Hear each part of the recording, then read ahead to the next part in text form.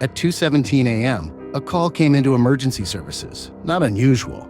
People get lost all the time. But this call felt different.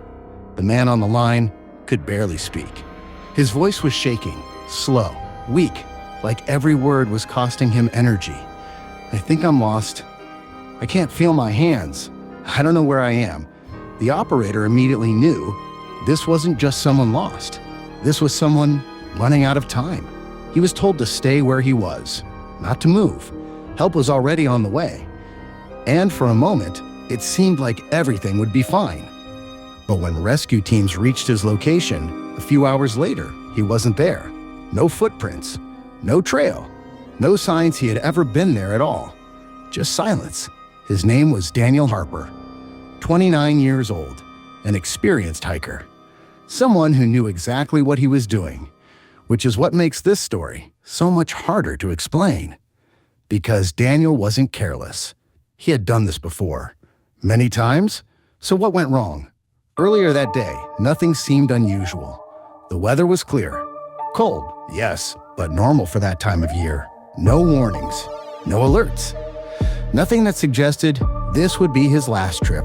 At 10:42 a.m., he sent a message, starting the trail. Should be back before dark. Simple, normal, routine. But he never came back. By late afternoon, the mountain began to change. Clouds moved in faster than expected.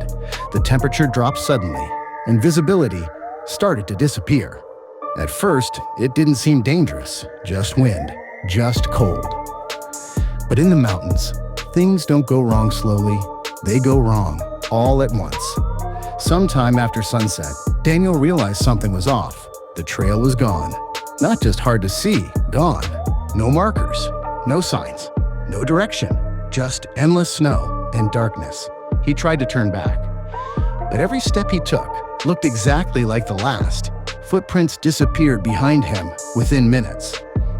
There was no way to tell which direction he came from. That's when it hit him. He wasn't just off track, he was completely lost and completely alone. The temperature kept dropping, the wind kept rising, and the darkness felt heavier. Every sound carried further. Or at least, it felt that way. At some point, he stopped moving, because moving was making it worse. And that's when he made the call. At 2:17 a.m., his voice barely holding together weak-reached emergency services. I think I'm lost. I can't feel my hands. I don't know where I am. The operator told him to stay calm, to stay still, to conserve energy. Rescue teams were already on the way. But then, something changed. Daniel went quiet, not disconnected, not gone, just silent. The operator asked if he was still there. A few seconds passed. Then Daniel said something that no one expected. I think, I hear someone. The operator paused. There shouldn't be anyone else out there. Not at that time. Not in those conditions. Are you sure? She asked. Daniel didn't answer immediately. Then, very quietly, footsteps. Somewhere nearby. Walking. Slow. Getting closer. But that wasn't possible. Search teams hadn't reached him yet, and no one else was in that area. The operator told him to look around, but visibility was almost zero. Just wind, snow, darkness, and those sounds still there, still moving, closer. Then suddenly, the call cut out. No warning, no signal lost message, just silence. By early morning, rescue teams reached his last known location. They followed the phone signal exactly, step by step, through deep snow, until they reached the point where he should have been. And that's where things got strange, because there was nothing. No footprints, no signs of movement, no indication anyone had been there, except for one thing, his phone, lying in the snow, cold, still, as if it had just been placed there.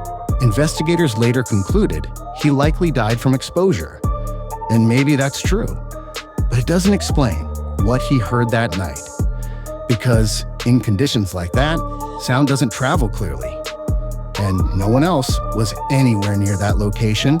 So the question remains, if Daniel was truly alone, then who was walking toward him in the dark? Because sometimes being lost is only the beginning.